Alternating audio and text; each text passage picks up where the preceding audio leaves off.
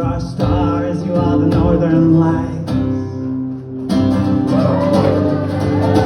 They try to shine in through your curtains. You're too close and too bright.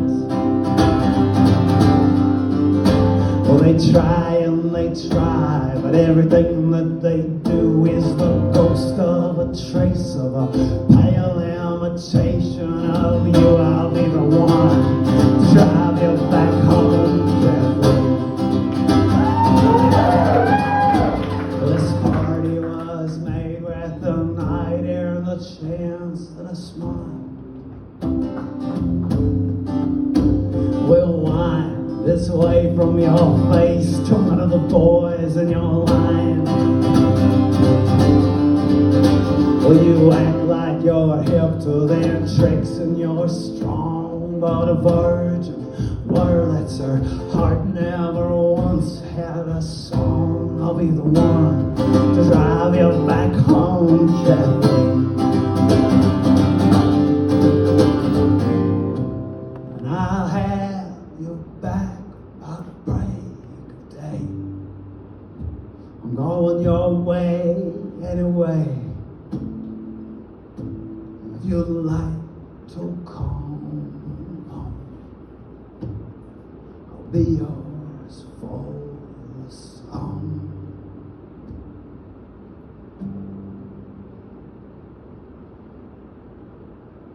Back in the day, a long time ago, I was like,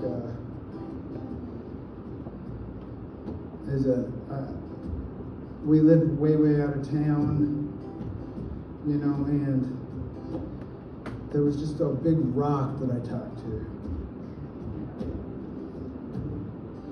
It was off in the end of the forest, at the end of the road into the forest. It was down this place called Birdsong Lane that turned into a house. But if you turned off, there was a logging road that led down the side of the mountain. And along that logging road, I thought this place was totally mine.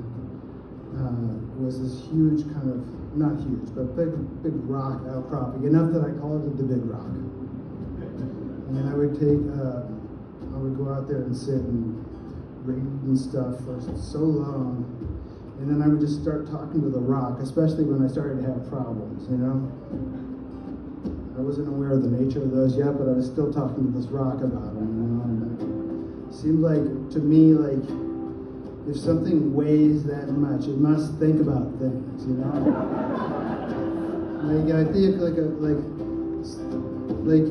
our first experience as anything is the experience of like gravity.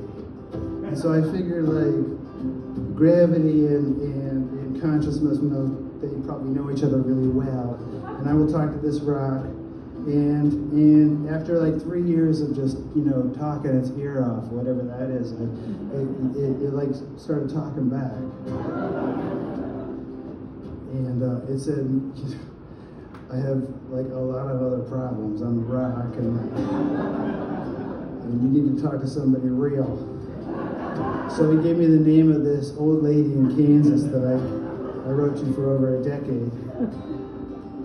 She was like a really, I still don't know her real identity, but she wrote with purple ink, and I asked her all sorts of questions, and I feel like she learned a lot more about me than I knew. And she said one day, you need a car. And I was like, because I've been talking about like having trouble meeting girls, and she said, yeah, get a car. And I said, I have no, there's no possibility that I will have that soon. And she sent me a kit in the mail, you know, from somewhere in Kansas came a manila envelope, slightly overloaded, like a legal one. And folded up inside it was a cardboard fold out that if you worked at it just right and you used just the right type of glue and stuff, it would turn into a 1983 Toyota Tercel. And I know this you might not think this has a relationship to the song, but it does, I swear. And so you know, not the motor or anything, you couldn't do anything, but the shell basically. It's hard to tell. And so and she said, you know, tie it up to to the push lawnmower. It'll make the sound. It'll be great. Everybody will, and it'll be the same thing basically. So what I did was I decided that I would try and like just be useful driving people home from parties.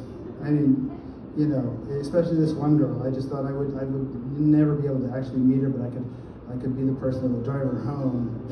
And so one day I went out to this party that was in a field, and I remember it was harvest time and there was lots of dust in the air. And I saw this, the people that owned this place had a crop dusting business, so they had just a little airstrip. And out towards the end of the airstrip there was a giant trampoline.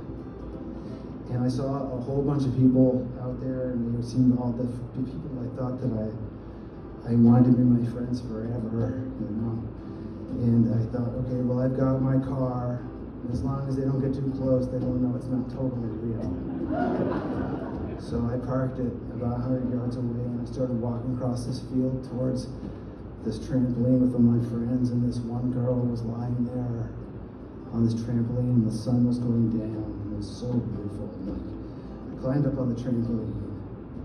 I lay down next to all these folks and looked up at the sky, and I saw past this girl, I saw the northern lights.